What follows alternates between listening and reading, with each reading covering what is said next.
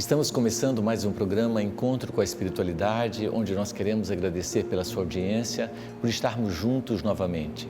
Hoje o nosso tema é muito interessante e polêmico. Vamos falar sobre reencarnação. Mas antes disso, vamos à nossa prece. Fechemos os olhos e elevemos nosso pensamento a Deus, nosso Pai. Deus de amor e bondade, nos abençoe. Abençoe cada lar que nesse instante está sintonizados nesse canal, sintonizados no Teu amor, na Tua misericórdia.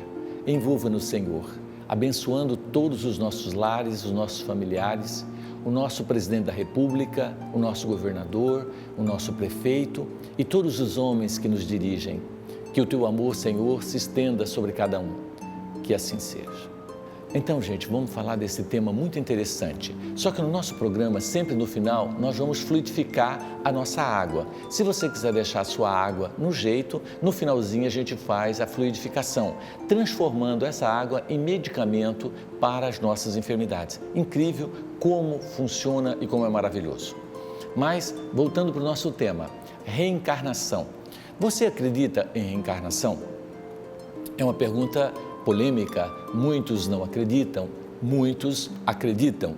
O nosso programa é voltado para aquelas pessoas que acreditam e para aquelas que têm a mente aberta para aceitar e compreender o mecanismo. Nós vamos falar da reencarnação como se ela fosse uma hipótese, não uma verdade absoluta. E a lógica e o raciocínio é que vai nos levar à conclusão, tá certo? De se a reencarnação realmente tem sentido ou não tem. Não queremos violentar ninguém. Nós respeitamos o ponto de vista de cada um, independente da sua religião, mas esse assunto é um assunto interessante e nós vamos estar falando sobre isso. Observa só, vamos começar o nosso raciocínio falando de Deus, né? Quem acredita em Deus? Levante a mão. Com certeza você deve estar levantando a mão aí que você acredita em Deus. Então você acha que Deus é justo ou injusto? Se você acha que Deus é justo, levante a mão. Provavelmente você levantou a mão dizendo que Deus é justo. Então, se Deus é justo, por que nascem crianças deficientes, umas saudáveis, outras não saudáveis? Porque nós temos uma desigualdade social tão grande? Porque uns nascem em berço esplêndido, milionário, e outras nascem paupérrimas, miseráveis e pobres. Como explicar a justiça divina dentro dessa questão? Aí as pessoas falam, Márcio, mas nós não temos que questionar Deus. Ele sabe porquê de cada coisa, mas nós também um dia crescemos como filhos e temos a maturidade de querer saber o porquê. Por exemplo, quando o seu filho é pequenininho, você diz, não faz isso que o papai não gosta, ou não faz isso que a mamãe não gosta, não é isso? E a criança aceita, mas quando ela vai crescendo, ela pergunta, mas por que você não gosta, papai? Então você tem que explicar. Então, você não aceita mais certas explicações. Então, como o homem está evoluindo, naturalmente ele quer saber o porquê de cada coisa, para que a gente possa até aceitar e sofrer menos, porque a maior causa dos nossos sofrimentos é não compreender o porquê da dor, porquê daquela situação. Então, é fundamental que a gente faça esse questionamento. Nós temos um caso muito interessante, de uma mocinha, que eu sempre conto essa história nos cursos que nós damos, que trata-se de uma menina chamada Luzia, que morava no bairro Novo Horizonte, quando eu a conheci há 33 anos atrás. Só para você ter uma ideia, quando eu fui visitá-la, na época eu fazia medicina na UFMT, e a minha mãe disse, meu filho, nós temos uma criança muito pobre e doente, e você não poderia visitar, você que está fazendo medicina, de repente você pode ajudar de alguma maneira? Eu digo, está bom, vamos lá ver. Então, no final de semana eu fui visitá-la. Cheguei lá, encontro uma menina de 13 anos, que tinha aproximadamente 70 centímetros, só para você ter ideia, no tamanho dela, era isso aqui, deitada em cima de uma cama, tá certo? Ela estava menstruada e evacuada e urinada, só para você ter uma ideia. E eu fui analisar a criança, observa só, Luzia, olha os adjetivos de Luzia. Luzia estava tetraplégica, cega, surda e muda aos 13 anos de idade. Observa só, cega, surda, muda e tetraplégica. Luzia era menina, numa sociedade machista como a nossa há 30 anos atrás, tinha um reflexo, negra, outro preconceito gravíssimo, pobre, feito Jó. A casa dela era um barraco de lona de 2,5 metros de altura, quente, pegando fogo. Luzia estava deitada numa cama de vara, tá certo? Numa situação terrível.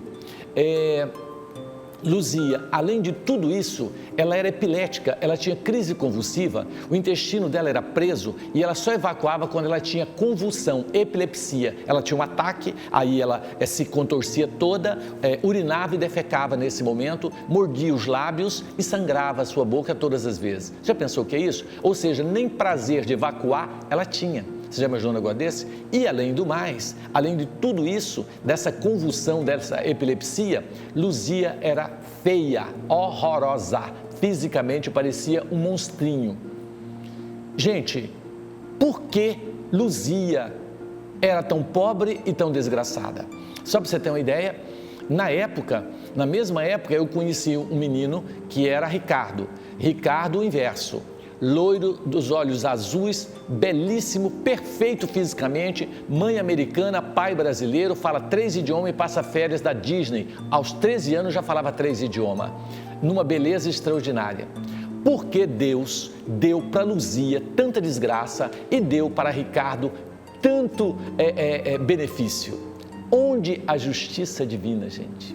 Como explicar essa desigualdade? Luzia, segundo a mãe dela, Dona Matildes, era uma criança normal até os 2 anos, quando ela teve uma paralisia infantil porque ela não tomou vacina. Um dos raros casos de paralisia infantil que ainda estava, que veio manifestar. Logo em seguida ela teve uma meningite meningocócica e ficou totalmente lesada, o cérebro lesado. E ela ficou então com todas essas questões que eu te coloquei. E aí você me diz, uma criança que aos 2 anos não fez mal a ninguém, tá certo? Por que sofrer tanto? Onde achar uma explicação para isso? Vamos tentar. Nós conversamos na época porque... na época eu tinha um amigo, pastor, uma pessoa maravilhosa, que eu amo muito, porque é uma pessoa fantástica. E eu não vou citar o nome porque é antiético e deselegante. Mas aí eu conversando com ele, ele também, na época, estava vinculado à faculdade, ele fazia um curso e nós conversávamos muito, porque eu me dou muito bem com os evangélicos e com os católicos e com todos os religiosos de modo geral. Eu gosto de conversar com eles porque nós somos semelhantes, nós estudamos as mesmas coisas e eu gosto muito do pastor. E aí eu disse, pastor, eu trouxe o caso de Luzia e Ricardo para o pastor. Eu disse, pastor, me dê uma explicação para essa situação. Como o senhor justifica isso? E de imediato ele analisou o fato e disse simples, Luzia vai para o céu, Ricardo vai para o inferno. Eu falei, simples assim? Quer dizer, Ricardo, por que ele vai para o inferno? Ele tem chance de ir para o inferno? Ah, não, porque ele já tem tudo na terra e é rico. E no Evangelho fala que é mais fácil um camelo passar no buraco de uma agulha do que um rico se salvar. Ué, mas que culpa ele tem de nascer rico? Por quê? Aonde está a culpa, não é? Então, Luzia vai direto para o céu? Se Luzia vai direto para o céu e Ricardo tem chance de ir para o inferno, não vou nem dizer que ele vai. Deus já está sendo injusto, porque ele vai ser prejudicado. Quer dizer, Luzia, a vida passa rápido, ela vai ficar eternamente no céu e o coitado do Ricardo vai para o inferno. Aí eu disse para ele, você acha isso justo? Aí ele parou para pensar, falou, olha, tem coisas que é só Deus que sabe, a gente não tem que se intrometer nas coisas de Deus, não. Você está querendo saber muito. Eu falei, não, eu estou querendo só entender a justiça divina, né? Então nós temos que ter raciocínio. Porque a espiritualidade nos coloca que a verdadeira fé é aquela que encara a razão face a face em qualquer época da humanidade. Se você fica sem razão, é uma fé não raciocinada, é uma fé cega. E nós precisamos de raciocínio, é ou não é? Então nós precisamos raciocinar. Então eu disse para ele, você precisa me dar uma resposta. Ele disse, eu vou então analisar, não é? Aí depois, no dia seguinte, na semana seguinte, ele me disse, olha, eu tenho uma questão. Eu estive pensando bem e essa é uma questão que realmente passa a ser um mistério de Deus. Quer dizer, que resposta é essa? Falar que é mistério? É uma resposta? Eu não aceitei, né? Então, ele disse que, eu disse, e se Ricardo crescer, for um jovem maravilhoso, entrar para a sua igreja e doar o dízimo gordo, porque ele é rico, né? Ele tem chance de ir para o céu? Ah, tem, se ele tiver. Falei, aí se ele for para o céu é outra injustiça, quer dizer que ele já está no céu aqui e vai para o céu também do outro lado, como é que fica? Ele falou, você gosta de complicar as coisas? Eu falei, não, eu só estou mostrando, eu quero entender o raciocínio, né, de Deus. É natural que a gente queira compreender. Então, gente, qual a explicação para essa desigualdade? E Ricardo e Luzia é só um exemplo. Nós temos milhões de exemplos, né? Crianças que nascem lá no alto da glória, pobre, que não tem uma cama para dormir, e crianças que nascem aqui no Alphaville com o pai milionário. Por que isso? O que essa criança tem de diferente? Sendo Deus justo, não é? Então, gente, nós precisamos encontrar uma resposta. E aí, esse pastor, ele ficou meses pensando, não me trouxe uma resposta, e eu disse para ele, pastor, com uma palavra eu respondo esse enigma. Aí ele disse, qual é a palavra? Reencarnação. A única hipótese é a reencarnação. Se você tiver uma outra resposta, eu deixo de acreditar na reencarnação aqui e agora, mas você tem que me trazer uma resposta mais lógica. Ele diz, mas como assim? Aí eu fui contar a história. Na verdade, eu fiquei sabendo, né, que Luzia, na verdade, foi uma rainha na Rússia, no século 17, e ela foi terrível, mandou matar muita gente. Inclusive, quem agora era o pai e a mãe, ela tinha matado eles de fome no calabouço, e deixou eles presos e deixava eles com fome, torturando, tá certo? Os dois irmãos eram o capanga dela, que ela mandava matar as pessoas, e agora reencarnava aqui numa favela carente, negra e com todas essas sequelas, tá certo? Então, o milionário que não sabe aproveitar o seu dinheiro hoje, a favela o espera. Eu fico com dó de alguns colegas nossos, principalmente no campo da política, porque vão reencarnar peladinho na favela da Rocinha, sem um centavo no bolso, porque o dinheiro eles não levam, nós não levamos nem um centavo. E aí nós vamos entender a justiça divina, porque a gente vê essas pessoas fazendo isso e a gente fica revoltado. Meu Deus, tanta gente passando fome e esses homens roubando. Por que revoltar se Deus é mais? Deus é justo. Você sabe que uma vez eu tinha uma audiência com o governador, então eu fui conversar lá. E eu estava na antessala aguardando para falar com o governador e chegou alguns prefeitos, alguns deputados e nós estávamos ali batendo papo com eles. Então um deles virou assim e falou, nossa, doutor Márcio, o senhor é uma pessoa especial, que cuida dos pobres, que faz um trabalho maravilhoso e o senhor é um missionário. Eu falei, não, eu não sou nada disso, meu anjo. Sabe o que eu sou? Provavelmente, eu sou um ex-político que roubou, desviou dinheiro de educação, desviou dinheiro de saúde, agora eu vim espírita e estou tendo que devolver para a sociedade tudo aquilo que eu roubei. Então eu não sou santo não, eu só estou pagando minha conta. E a praga que eu jogo em político que rouba é voltar espírita, porque ele vai ter consciência e vai ter que devolver para a sociedade tudo que ele roubou. Nós damos na nossa casa a assistência à saúde de graça, nós temos consultório médico, odontológico, nós temos a escola para levar educação aos carentes. Por quê? Porque hoje nós temos que tirar dinheiro do bolso para fazer isso, porque nós desviamos dinheiro no passado. Então é simples, não existe injustiça a partir do momento que você compreende que a vida continua e que Deus está aí para que a injustiça não se faça. Ninguém sofre sem merecer. A reencarnação é uma prova disso.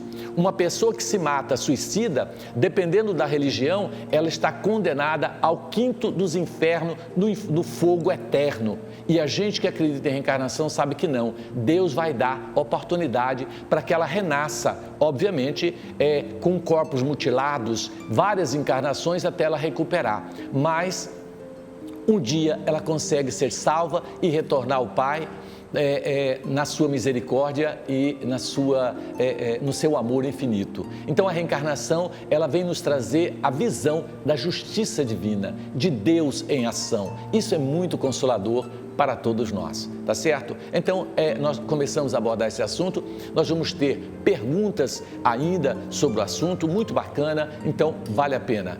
Não saia daí, nós vamos a um breve intervalo e voltamos já já. Vamos falar do Lar de Amparo Espiritual Eurípides Barçanufo. É uma obra social da Associação Espírita Vantuil de Freitas. A gente vem trabalhando há 22 anos nesse trabalho de amor ao próximo. Você que está nos assistindo, que está precisando de uma alternativa mais de tratamento, não só o tratamento médico, nós também oferecemos o tratamento espiritual na nossa casa, no Lar de Amparo Espiritual Eurípides Barçanufo, tratando depressão, síndrome do pânico, tentativa de suicídio, de aborto, perda de entes queridos, separação de casais, as doenças da alma.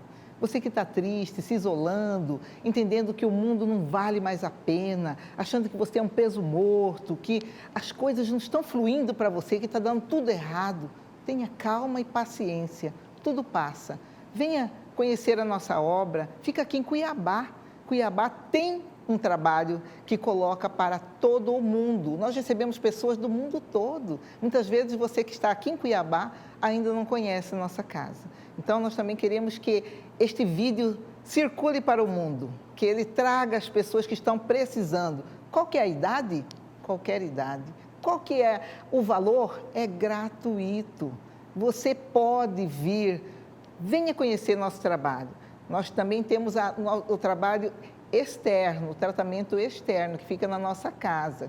Começa segunda-feira a triagem, das 19h30 até às 21h. Mas se esse tratamento não estiver dando efeito, nós oferecemos, é como se fosse uma UTI. E aí a gente interna você, fica morando lá na nossa casa. Temos lá para te receber mais de 70 voluntários que trabalham com amor, porque é dando que se recebe. Lá você vai ficar sem o celular, você vai ter uma alimentação equilibrada, você vai ter tempo de fazer uma leitura mais, assim, de qualidade. Então, você vai receber também o tratamento do passe, corrente, evangelho, vai se aproximar de Deus, de Jesus, vai se encher de amor, a sua vibração vai mudar, tudo em você tende a melhorar. Você precisa cuidar um pouquinho mais de você, pensar em você e no valor da vida. Porque para nós, sempre, o ano inteiro, viver vale a pena. Oi, Márcia, tudo bem? A minha dúvida sobre a reencarnação é porque algumas pessoas parecem nascer com privilégios, se isso está ligado à reencarnação. Se é por questão de justiça divina, onde está Deus na questão da reencarnação. Alguns nascem mais pobres, mais feios, outros mais bonitos, mais ricos, alguns mais doentes, aparentemente desgraçados. Pergunta interessante, né? Já respondemos, mas vamos falar de novo, não é? Gente, você imagina uma pessoa que nasce com o pai traficante, a mãe dependente química, numa favela gigantesca, com a probabilidade dessa criança conseguir sair dessa miséria?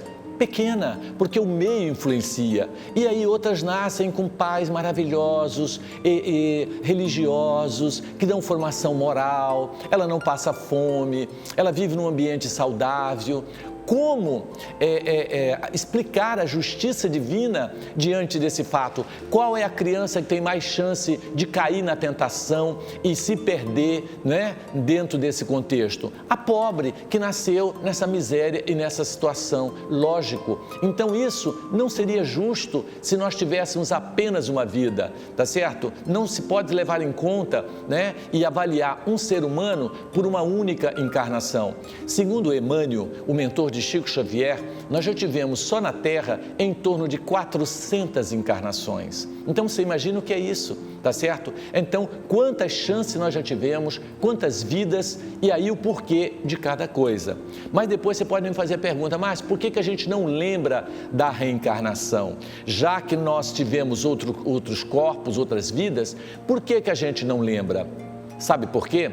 Porque se a gente lembrasse, nós não conseguiríamos suportar o peso de culpa, do sentimento de culpa, e a depressão seria muito maior do que a gente imagina. Se nós já temos tanta gente deprimida sem saber o que foi, imagina se ela soubesse o que ela foi. Por exemplo, imagina se você soubesse que você matou a sua mãe em outras vidas. Como que seria a relação de mãe e filho nessa situação? Ou imagina se você soubesse que seu pai te deu um tiro nas costas em outra encarnação. Você já nasceria com ódio, querendo matá-lo de volta. Sem saber, a gente já tem revolta e tem filho que odeia o pai, que não consegue conviver. Imagina se soubesse. Então a reencarnação é uma bênção e esse esquecimento é maravilhoso, porque aí, não lembrando, você tem maior probabilidade de aprender a amar. Por isso que quando Jesus disse, amai vossos inimigos, ele estava coberto de razão, porque os nossos maiores inimigos estão dentro de casa, na condição de pai, mãe, filho, sogra, nora, genro, neto. É ali que vão nascer os espíritos que nós mais odiamos no passado para aprendermos a amar. E nada como uma nova encarnação para amarmos os nossos inimigos. É lindo isso, né? Fica maravilhoso esse raciocínio, essa hipótese é fantástica. Vamos à próxima pergunta. Sim, eu gostaria de saber quantas vezes a gente pode estar reencarnando. Pergunta interessante. Quantas vezes? Infinitas vezes. E você pode perguntar, Márcio, mas que hora que acaba essa sem graceira, como diz o cuiabano, que fica vai e volta, vai e volta, vai e volta, que hora que acaba? Essa pergunta Chico Xavier fez para o seu mentor Emmanuel. Emmanuel, que hora que acaba esse vai e vem? Afinal de contas, isso não vai acabar nunca? Como que funciona isso? E Emmanuel disse, Chico, enquanto tiver um ser na Terra que você odeie, você vai estar reencarnando para aprender a amá-la. Então o segredo é amar todos. A partir do momento que nós amarmos toda a humanidade, nós não temos mais necessidade de reencarnar. Acaba o ciclo reencarnatório. Por isso que Jesus disse que o segredo da vida e vamos dizer assim, o grande marco da nossa evolução é amar a Deus sobre todas as coisas e ao próximo como a si mesmo. O dia que isso acontecer, você não reencarna mais, tá certo? Acaba-se o ciclo. Aí você sai fora desse vai e volta, desse bate e volta, né? Dessa coisa dolorosa que é estar reencarnando e desencarnando, porque os dois é difícil. Tanto reencarnar é doloroso, quanto desencarnar é doloroso, não é? Então, as encarnações são infinitas e depende de você. Por quanto tempo você quer continuar nesse jogo. Quanto mais nós alimentarmos os desejos da carne, mais chance a gente tem de permanecer na carne. Quanto mais alimentarmos os desejos do espírito, a nossa espiritualidade, mais chance nós temos de sair desse ciclo vicioso da reencarnação. Vamos à próxima pergunta? Interessante, né? Eu gostaria de saber, Márcio, se existe algum planejamento pré-reencarnatório para as nossas existências aqui no planeta Terra. Pergunta maravilhosa, né, gente? Se existe um planejamento reencarnatório, se antes de você reencarnar já existe todo um programa estabelecido, já existe toda uma programação. Sim, você já nasce com um programa estabelecido, tudo que vai lhe acontecer, mas nem sempre nós conseguimos cumprir o programa reencarnatório. Segundo André Luiz, um espírito que nos orientou muito através de Chico Xavier. Ele nos coloca que 99,999% de todos os seres humanos não cumprem o seu planejamento reencarnatório e desencarnam antes do tempo, como suicida indireto, porque abusamos do nosso corpinho, comendo além do que devemos, bebendo, fumando, usando droga, perdendo noite, não fazendo atividade física, falando mal da vida alheia, enfim, aprontando horrores. Tudo isso nos leva a morrer mais cedo, a desencarnar mais cedo e sair fora do nosso planejamento. Outra coisa, por exemplo, você veio planejado para casar com Júlia. Chegando aqui, o fogo é demais, o assanhamento é muito, você acaba casando com Maria, acaba casando com a mulher errada. E aqui, aí começa todo o rolo. Então a gente faz um planejamento lá, chega aqui, muda tudo, porque nós temos o livre-arbítrio e Deus respeita. Então, nem sempre planejar significa conseguir executar o planejamento. Interessante isso, né? Então vamos começar a pensar nisso para que a gente possa errar menos, né? Olha que interessante essa visão de planejamento reencarnatório. Legal, boa essa pergunta, né? Então vamos à próxima.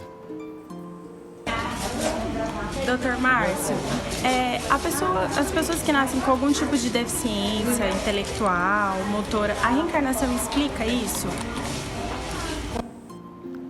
Explica muito bem, né? É uma hipótese maravilhosa. Luzia que o diga, né? Todas as crianças que nascem com deficiências. Aliás, eu queria passar uma informação para vocês muito interessante. Segundo a Organização Mundial de Saúde, na década de 70, nós tínhamos para cada 5.000 crianças que nascia, uma autista. Sabe quando foi a última informação de 2017? Que a cada 40 crianças que nasce, uma é autista. Você já imaginou isso? De 5.000 caiu para 40. E segundo os cientistas, se continuar como estamos, vai ser para cada uma criança que nasce, uma vai ser autista. Ou seja, todas vão ser autistas. Você acredita isso? Vamos tomar um golinho de água. Todas vão ser autistas. Sabe por quê? Deficiência de vitamina D, gente. Nós, na década de 70, não tínhamos carros com ar-condicionado, não tínhamos essas propagandas maciças de passar protetor solar, essa coisa de que o sol causa câncer de pele. E nós estamos todos com deficiência de vitamina D. Dose a vitamina D do seu filho. Os autistas têm deficiência gigantesca de vitamina D. E um dos tratamentos é a reposição da vitamina D.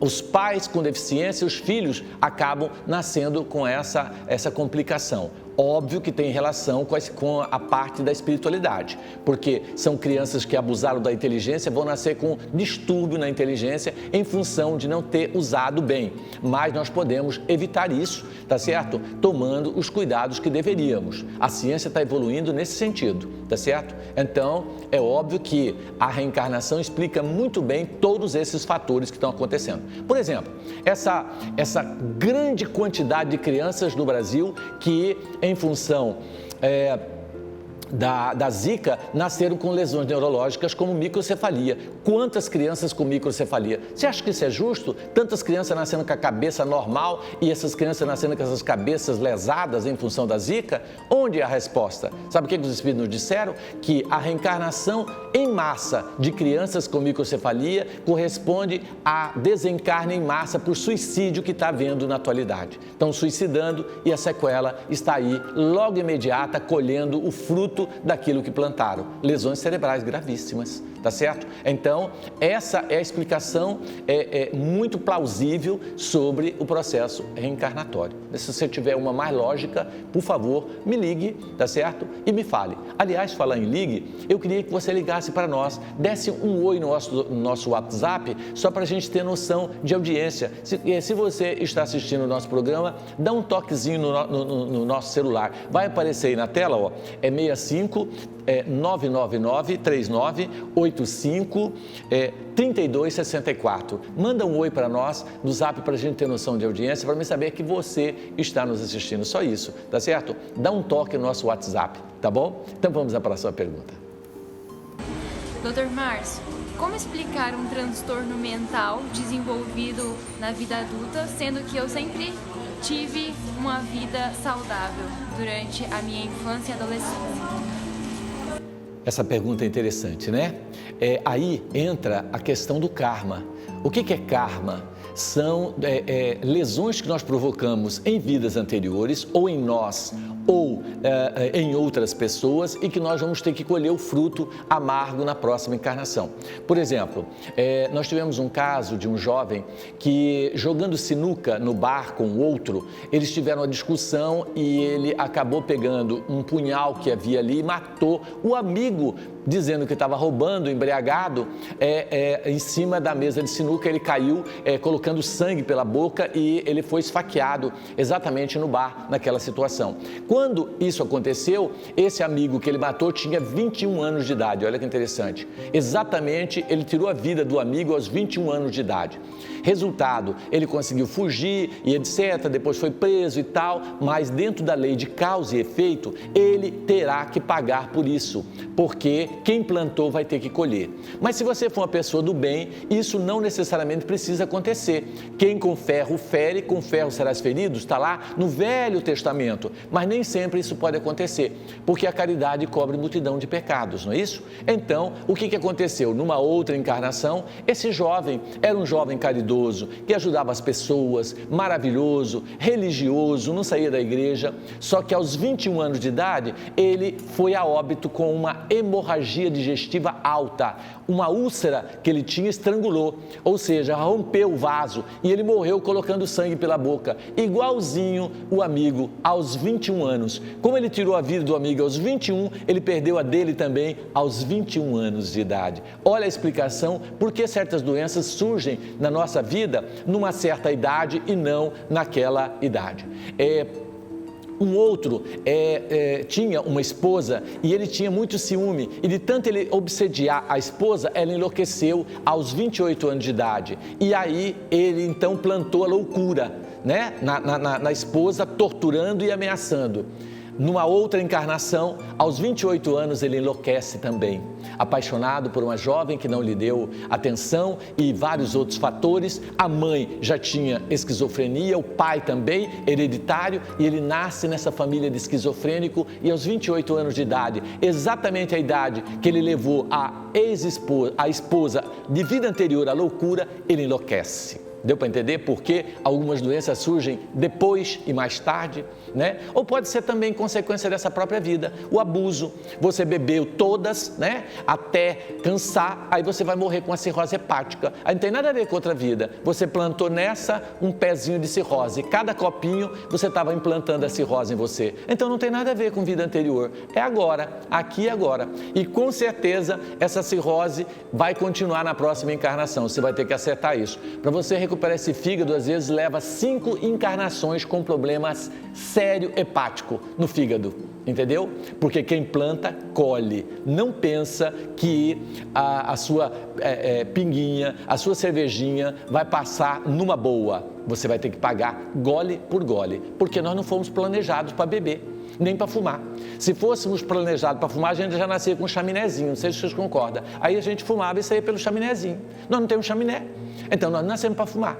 Fumou, vai ter doença pulmonar. Por que muitas crianças nascem com asma grave e outras sem asma?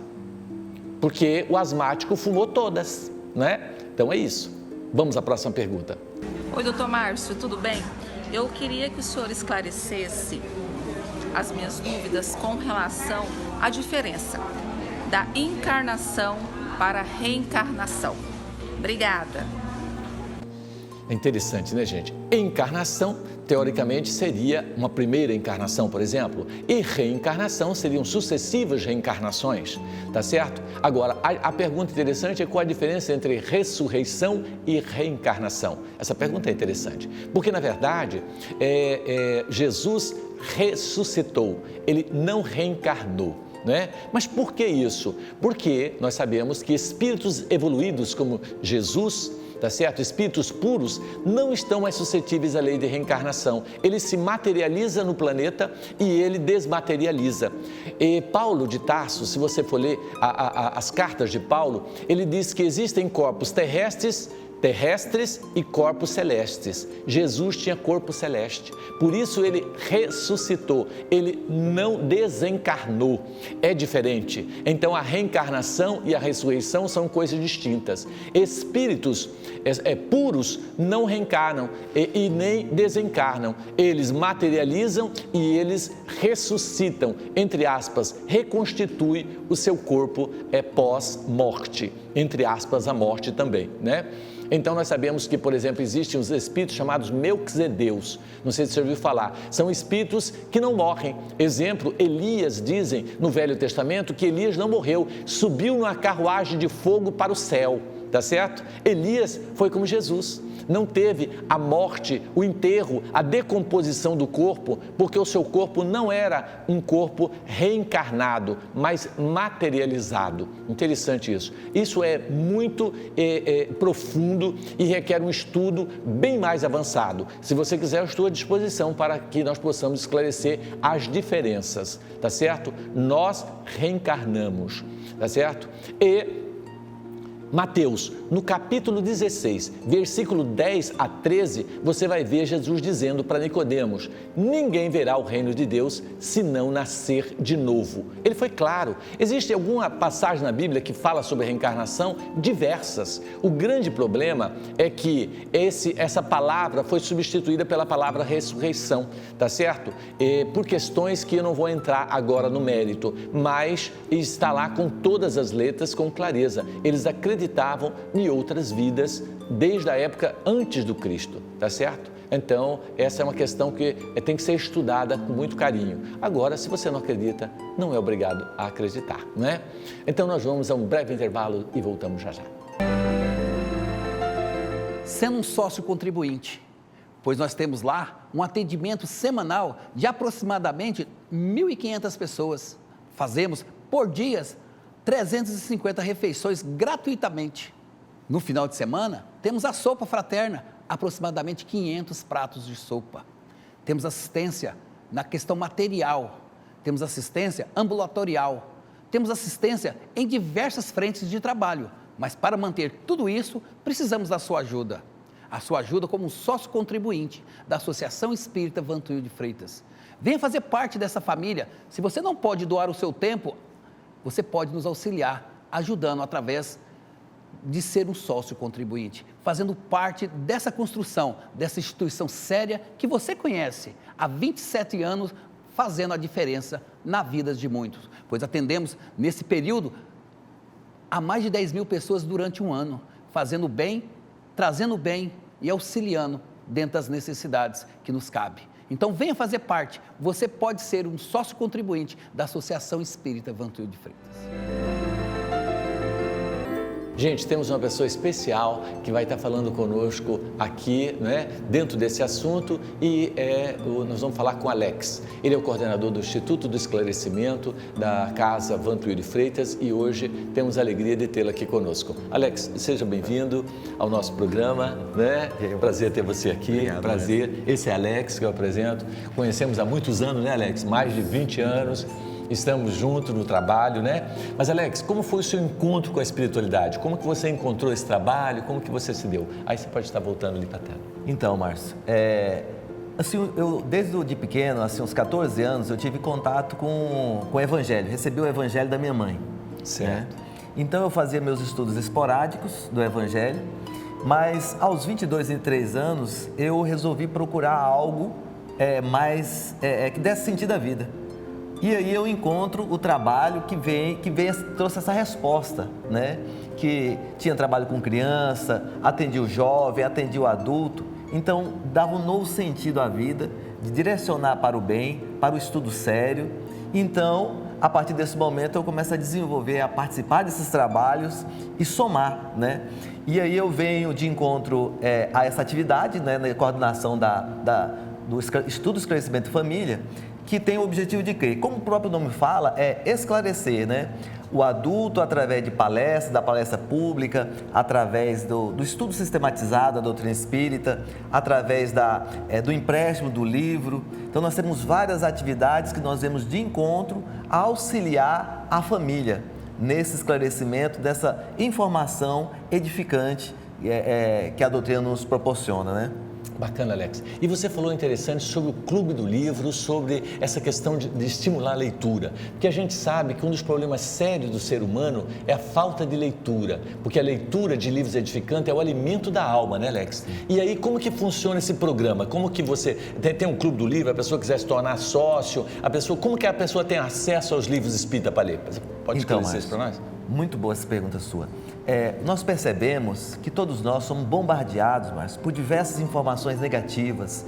Somos bombardeados por muitas informações que não agregam valor a nós, não proporcionam uma paz interior. Então, o Clube do Livro, ele vem de encontro à necessidade que nós temos de ler algo edificante. Então, o que acontece? Nós temos a oportunidade de tornar sócio do Clube do Livro. Todo mês nós recebemos um livro edificante, que vai nos auxiliar nesse crescimento espiritual, meditações de sério valor moral para nós, vai nos auxiliar com muitos problemas que nós temos em nossa vida. Então, o Clube do Livro é uma oportunidade que nós temos de mudar a nossa leitura, de mudar esse padrão vibratório que muitas vezes nós criamos devido a ser tanto bombardeado, né? Por várias mídias, por várias informações negativas, e que você pode mudar seu padrão de pensamento, né? Entendi. Então, se a pessoa quiser se tornar um sócio do Clube do Livro, como funciona? Qual o telefone que ele liga? Como ele faz? O quanto que ele paga? Como que funciona? Então, Márcio, é só ele entrar em contato conosco, né, através desse número que você passou. Através disso aí nós vamos preencher uma ficha. Ele vai pagar uma quantia mensal, né? De quanto? R$35. E através disso, todo mês ele vai receber uma obra. Muitas vezes, Márcio, nós temos obras de valores até maior do que isso. Bem maior. Bem maior do que isso, mas acaba ficando por esse mesmo valor. Então é um valor muito simbólico, porque R$35 nós gastamos com qualquer bobagem. E com um livro edificante, realmente é algo que vai mudar a nossa vida, vai mudar a vida de alguém, de um familiar nosso. Quantos relatos nós já tivemos de pessoas que mudaram a maneira de pensar diante da vida, de problemas, de dificuldades, através da leitura de um livro? Sem dúvida. E se ele é pobre e não tem R$35 para comprar esse livro, como que ele faz? Como que ele... Nós temos uma biblioteca? Nós temos, sim. Então, sim, boa pergunta. Nós temos uma biblioteca que o objetivo dela é emprestar livros para aqueles que não têm condições de comprar livros. Então, nós temos várias obras edificantes. Nós entregamos esse livro, ele fica um período lendo esse livro e depois ele nos devolve. Sem pagar nada. Sem pagar nada. Absolutamente. Né? Então nós temos uma biblioteca fixa, né? Onde é feito esse empréstimo gratuito. Né? São mais de 5.000 livros à disposição para quem quiser ler. Né? E como que ele faz para ele ter acesso a essa biblioteca? Onde ele vai? Então, ele tem que ir lá na Sociedade Espírita Vantuílio de Freitas, né? Pedir, diante dos vários temas que nós temos, escolher um dos temas que mais lhe agrade, que vai mais de encontro à sua necessidade, e aí nós vamos disponibilizar esse livro para ele, para que ele possa estar utilizando aí, né? E qual horário que essa biblioteca fica aberta para ele ter acesso? Essa biblioteca, ela funciona na terça-feira, das 7 horas às 9 horas. Das 19, no caso? Das 19, né, às 21 horas. No sábado de manhã, das 7h30 ao meio-dia, e no sábado à noite também, das 17 horas até as 21 horas. Nós estamos lá para auxiliar, emprestar esse livro edificante que vai nos auxiliar aí. Certo. E vocês têm também um trabalho de levar o livro de porta em porta, né? Como é que é? Sim. Fala para nós sobre essa campanha. Como que é o nome dessa campanha? Bom, nós temos a campanha Chico Xavier, de esclarecimento Chico Xavier, em que o objetivo dela, gente, é levar o livro de porta em porta. Então, nós temos relatos muito bonitos, mas muitos, assim, gratificantes, né? De famílias que foram auxiliadas através do livro. Nós temos livro para criança, para o jovem. Muitas crianças acabam pegando os livros, quando veem os livros, eles se encantam com os livros. Esses dias atrás nós estávamos recolhendo o livro e uma criança relatando que gostou demais do livro que ela tinha pego e queria mais livros, você acaba estimulando a criança a leitura edificante. A leitura, né? A leitura edificante. E você sabe que Emmanuel nos fala, mentor de Chico Xavier, que uma pessoa que lê uma mensagem espírita, ela não é mais a mesma. Imagina ela ler um livro espírita, não é isso, Alex? Muito importante, gente. É o alimento da alma. Agora, por exemplo, Alex, se ela não tem tempo de ir lá no Vantuil, ela não recebe esse livro na casa dela, dá certo? Como que ela pode ter acesso? Uma das questões que eu queria lembrar é que nós temos sites, por exemplo, né, como o site da Federação Espírita Brasileira, onde você baixa ali no seu, né? Fala sobre isso para nós. Então, nós temos lá várias obras que nós podemos fazer o download no nosso celular, no nosso computador. E não é por isso, por essa dificuldade, que a pessoa vai ficar sem ler. Ele pode ir lá, ele vai conseguir encontrar esses livros muito bons, livro de mensagens, tem um Evangelho, livro dos Espíritos. Nós temos várias obras, Márcio, gratuitas, em que a pessoa pode acessar e pode estar estudando e aproveitando o seu tempo aí, né? Porque, gente, ler é fundamental. A gente tem batido nessa tecla, porque o ser humano, ele quer tudo de graça. Ele quer que alguém resolva o seu problema emocional. Se ela está com um problema com o marido, por exemplo, ela quer que alguém resolva o problema. Ela quer ir num psicólogo, o psicólogo falar tudo que ela tem que fazer, ou ela quer um comprimido que faz ela esquecer esse marido. Não é assim. Ela precisa estudar, ela precisa mergulhar, né, e encontrar a sua própria resposta. E através do estudo, ela vai conseguir a sua mudança. Ela vai encontrar a resposta que ela precisa, né? As pessoas querem que Deus fala conosco, mas a gente sem um esforço nenhum, deitado na cama e Deus fala, faz isso, está muito fácil, né? Essa tendência do ser humano, né, Alex? É uma coisa dolorosa, né? Cria, né, isso é um absurdo, né? Deus disse, faça da tua parte, faça o mínimo necessário, buscai e acharei, né? Buscai ide de encontro, né? E bater-vos e abrir-vos-á. Jesus disse. Agora o cara nem bater quer, ele quer que alguém bata na porta dele e oferece assim, até que a gente vai e oferece, né? Verdade. Na campanha Chico Xavier. E é interessante, sobre esse tema da reencarnação, nós temos o Hernani Guimarães de Andrade, que fez um trabalho, um cientista, fez um trabalho muito bom sobre reencarnação, vendo casos e que muitas vezes não teve uma divulgação, mas são casos em que ele pesquisou crianças de 2 a 4 anos com lembrança da última encarnação. Então, quer dizer, nós temos no YouTube vários vídeos, nós temos no YouTube, você pode encontrar o vídeo do Sabino, provas científicas da reencarnação, que é o médico argentino, em que ele também fundamentado em várias obras que vem de encontro a esse tema aí e trazer esse auxílio para nós entendermos, clarearmos nossa mente sobre isso aí, né? Essa é uma outra questão interessante que eu não abordei na nossa fala, gente, mas como que tem certas crianças que nascem com um dom extraordinário? Por exemplo, eu conheci uma criança aos 5 anos tocando piano de forma extraordinária. Quer um exemplo? Beethoven. Beethoven aos 5 anos tocava piano como ninguém. E o mestre Antônio, que era o grande mestre de Beethoven, ele diz o que Beethoven aprende em 1 ano, eu não aprendo em 20 anos. Como explicar, né, esse dom que o indivíduo nasce? Foi Deus que deu. Lindo! Deus dá o dom para um e não dá para outro. Muito interessante, né? Mas aí estudando e vendo a vida de Beethoven, em mais de 20 encarnações tocou piano. Aí é óbvio que ele vai saber tocar piano mais que qualquer um, porque ele ele adquiriu essa capacidade. Então o dom não é um presente de Deus, é uma conquista de cada um. Você conquista ao longo, né, da vida. Essa é mais uma prova da reencarnação. A não ser que a gente ache que Deus é injusto, dá dons para uns e não dá para outro. Muito interessante, né? Por exemplo, o dom de curar. Tem gente que tem o dom de curar, o outro não tem. Por que é que uns têm o dom de curar? Trabalhou curando gente a vida inteira, ele vai adquirir esse dom, essa capacidade, né? Então, essa é uma prova muito interessante. E aí, o Alex nos lembra que existem várias provas científicas do processo reencarnatório. Agora, o fato de você não acreditar não muda em nada a reencarnação. Ela não deixa de existir. E eu nem fico chateado. Eu não discuto a reencarnação. Uma vez eu conversando com a amiga evangélica, falou, mas essa reencarnação é uma bobagem. Isso não existe. Eu falei, é verdade. E fiquei quieto. Por que eu vou discutir? Por quê? Não tem sentido discutir, né? Não vai mudar a realidade. Tá certo? Agora, a hipótese é muito grande. Nós, na área médica, não trabalhamos com fatos concretos, nós temos hipóteses. A gente levanta as hipóteses da doença, faz os exames e comprova. Assim que funciona, né? E na vida é assim. A gente levanta as hipóteses e aí é o raciocínio lógico, né, que vai responder. Mas é interessante, nessa questão aí, você abordando a questão genética, e muitas vezes na família, que nós vamos observar que uma pessoa na mesma família, ela não vem com doenças hereditárias que a família muitas vezes traz. Olha, mas o que explica? Se ele está na mesma família, por que ele não tem aquela doença e os outros têm? É o mesmo pai, a mesma mãe?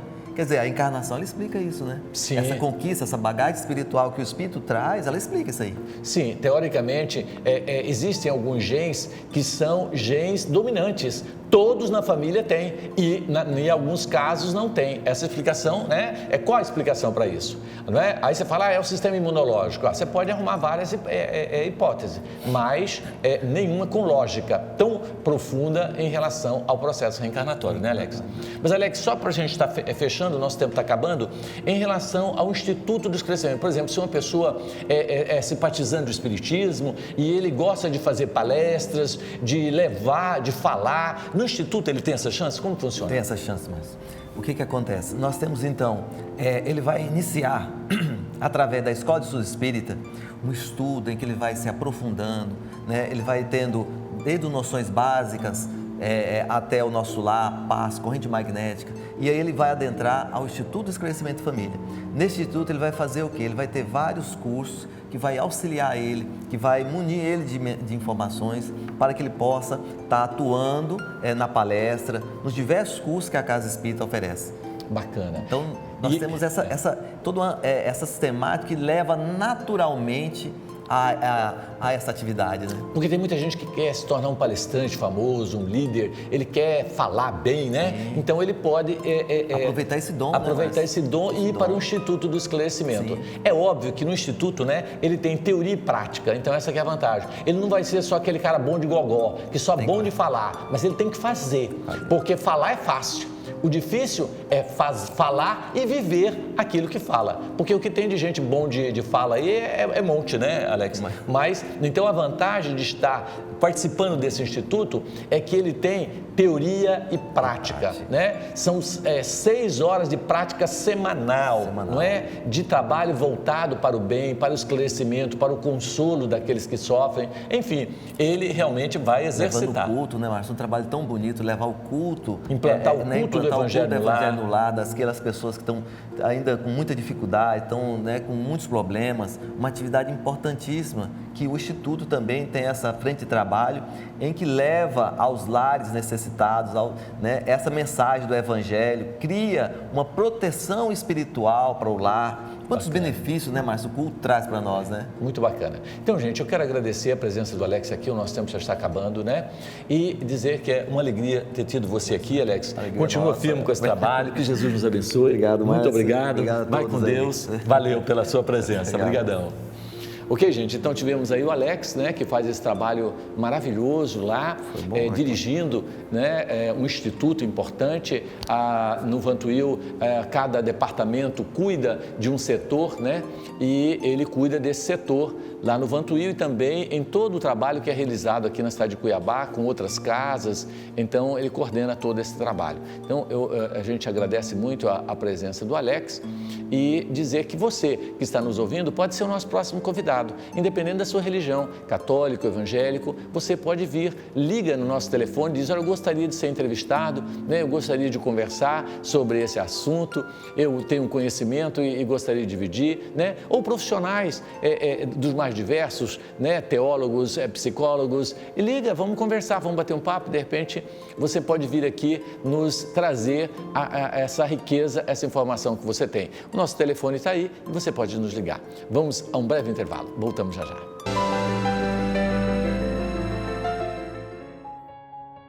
A calma e a resignação, resultantes da maneira de analisar a vida terrena e a fé no futuro, proporciona ao espírito uma serenidade que é a melhor prevenção contra a loucura e o suicídio. Suicídio nunca, conheça o espiritismo.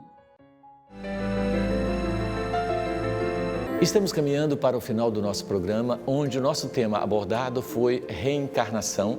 Falamos sobre esse assunto. É óbvio que é um assunto que merece ser estudado com profundidade. Não é um assunto para ser abordado em uma hora, porque nós temos anos de estudos, de leituras sobre o assunto. Mas é uma oportunidade de nós estarmos meditando em torno dessa possibilidade. Aí a pessoa pode dizer, Márcio, e se não existir a reencarnação? Não muda nada.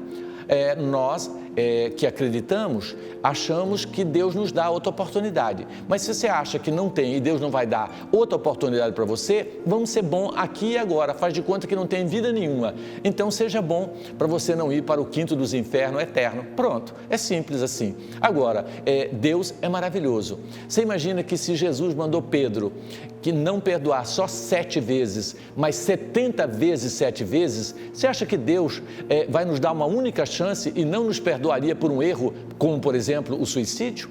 Nós sabemos que o suicida, ele sofre muito em função desse ato de rebeldia contra a própria vida, mas nos processos reencarnatórios, mais cedo ou mais tarde, Deus vai lhe dar a oportunidade de pagar essa conta. Óbvio que ele vai pagar um preço caríssimo, reencarnando em corpos mutilados, dolorosos e terríveis. Eu fui visitar uma criança no Jardim das Américas, cuja mãe é muito rica e a filha já nasceu com uma lesão neurológica e a criança nunca andou e nunca falou. Tem 12 anos em cima de uma cama. O quarto dela é quase uma UTI. Tem oxigênio, tem tudo que você possa imaginar. E essa mãe cuida dessa criança porque ela nasceu com uma lesão neurológica que ela não levanta nada, ela não mexe as mãos, não mexe as pernas e apenas a cabeça. Ou seja, ela é quase tetraplégica, ela não consegue levantar nem a cabeça. E essa mãe muito triste nos disse, doutor Márcio, por que minha filha nasceu assim? Era um sonho de eu ter uma filha única e ela me nasce desse jeito, com essa lesão. Por que Deus está fazendo isso comigo? O que Deus quer me dizer? Por que a minha filha sofre tanto, né? E aí nós dissemos, falamos da hipótese da reencarnação, ela não acredita, ela não acreditou e tal. E mais tarde nós recebemos uma mensagem da avó da criança, dizendo que na verdade aquela criança se trata da sua própria mãe, da avó, a mãe da avó, que seria a bisavó, que suicidou se jogando de um prédio de uma altura de 10 andares. Quando ela caiu lá embaixo, segundo ela arrebentou todos os ossos e lacerou o corpo totalmente. Agora ela vinha como bisneta dela mesma, tetraplégica em cima de uma cama, dizendo que ela, na verdade, se tratava desse ser que cometeu esse deslize. Olha que interessante. E na carta ela conta detalhes que só a avó e a bisavó poderia conhecer. Muito interessante. E depois, que nós recebemos a mensagem, a mãe foi olhar a semelhança entre ela e a bisavó. E incrível, gente, o olho era idêntico. Parecia que você estava vendo o mesmo olho. Eu fiquei assustado com aquela cena. Interessante. E a mãe, ela sentiu um grande consolo por saber que Deus não estava castigando ela, mas por saber que aquela criança, na verdade, ela nasceu em função do suicídio. Aí você fala, Márcio, tudo bem, ela pulou do 10º andar, mas e essa mãezinha agora, sofrendo toda essa dor? Por que ela estava sofrendo? Aí a resposta veio na carta também, dizendo que ela, que era mãe agora, na verdade, que era bisneta, na verdade, ela tinha sido uma tia que não fez nada para ajudar a bisavó e, aliás, até provocou ela para ela se matar. Então, ela colaborou para que ela se matasse. Agora veio como mãe da própria, ou seja, não tem inocente nessa história. A mãe estava pagando conta e a bisneta, né, também acertando a conta dela mesma. Então, olha que interessante, como as coisas mudam o sentido. E essa mãe passou a ser muito mais resignada e ela continua na mesma condição, tetraplégica, e só Deus sabe quanto tempo ainda? Então, o suicídio leva você, se você acha que você tem problema, imagina você tetraplégica em cima de uma cama, a coisa vai complicar muito mais. Então, gente, não vale a pena. Então, nós estamos finalizando o nosso programa dentro desse tema e o assunto é interessante e a gente ficaria aqui dias e dias falando para vocês dos exemplos que nós temos, mais de 5.000 mensagens que falam sobre o assunto, centenas de livros, né? Mas não dá tempo e nosso tempo está acabando. Eu queria lembrar que nós temos um lar para atender pessoas com depressão, ideia de suicídio, síndrome do pânico, pessoas que estão vivendo crise conjugal e que estão precisando daquele tempo para definir seu rumo, tá certo? Esse lar é totalmente gratuito, você não paga absolutamente nada, é o Lar de Eurípides, Lar de Amparo Espiritual Eurípides Barçanufo, um trabalho maravilhoso, já atendemos mais de 10.000 pacientes. Se você está pensando em suicídio, se você tem essa depressão que não cura e que você quer se libertar, procure o Lar de Eurípides. No nosso telefone você tem acesso ao lar e você pode com certeza mudar o rumo da sua vida. Dê essa chance para você antes de você se matar, tá certo? Isso é fundamental, tá certo? Então, muito bacana. Gente, nós temos também um trabalho que é uma ação entre amigos no Vantuil de Freitas. Todo semestre a gente faz o sorteio de um carro. Se você puder colaborar conosco, nesse telefone você consegue o seu ingresso. Você está ajudando uma instituição e tem a chance de ganhar um carro, um Onix 0 km, tá certo? Todo final de ano a gente faz esse sorteio para ajudar nas despesas da nossa obra. Fica aí o nosso convite, se você puder colaborar, você tem a chance de colaborar, ainda está tendo a chance de ganhar um carro. Estamos aqui finalizando, onde queremos agradecer pela sua audiência. Nós vamos pedir para você colocar água para nós fluidificarmos e a gente está finalizando o nosso programa. Que Jesus nos abençoe, abençoe teu lar, tua família e que possamos juntos continuarmos esse trabalho. Vamos então finalizar com a fluidificação da nossa água, tá bom? Deus de amor e bondade nos abençoe. Coloque nessa água o medicamento para todas as nossas dores e as nossas enfermidades. Coloque nessa água, Jesus, o remédio para nos dar a fortaleza de ânimo, para não desanimarmos diante da dor e da dificuldade. Enche essa água de todo o tônico da alegria e do bem-estar. Graça te damos, Senhor, e que assim seja.